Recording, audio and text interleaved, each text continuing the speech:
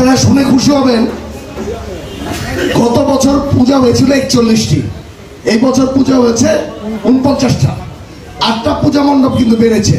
কারণ কি, আমাদের সাথে আমাদের বিএনপি পরিবার আপনাদের পূজা মণ্ডপগুলিতে সবসময় পাহারা দিয়ে আপনাদের নিরাপত্তা দিয়েছে। আপনাদের সুখের সাথে আপনাদের আনন্দের সাথে আমরাও ভাগ বসিয়েছি। এর জন্যই এই বছর পূজা মণ্ডপ কিন্তু অনেক বেড়েছে। আশা করি সামনের বার আরো বেশি হবে, কারণ এই বছর আরো বেশি উদযাপন করছেন আপনারা, আপনাদের দেখলেই মনে হচ্ছে। যাক, আপনারা সবসময় একটা কথা খেয়াল রাখেন যে আপনাদের সাথে আমরা বিএনপি সবসময় আপনাদের সাথে সবসময় আছে।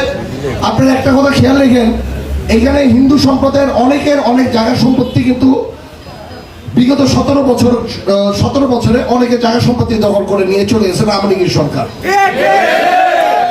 আমরা কথা দিয়ে যাই, আমাদের দেশটা তারেক রহমান সাহেব অতি শীঘ্রই বাংলাদেশে আসলে উনি দেশের প্রাইম মিনিস্টার হতে যাচ্ছে।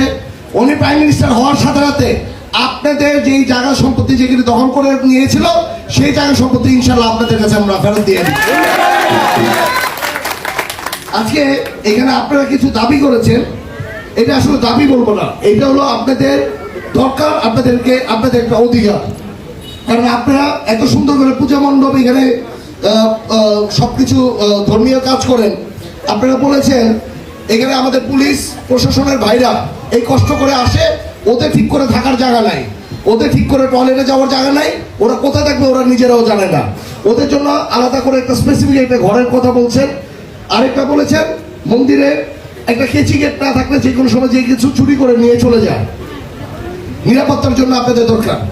আমি আপনাদেরকে বলে যাই, আপনারা একটা কাজ করবেন, আপনারা একটা অ্যাপ্লিকেশন লিখবেন ইউনো বরাবর।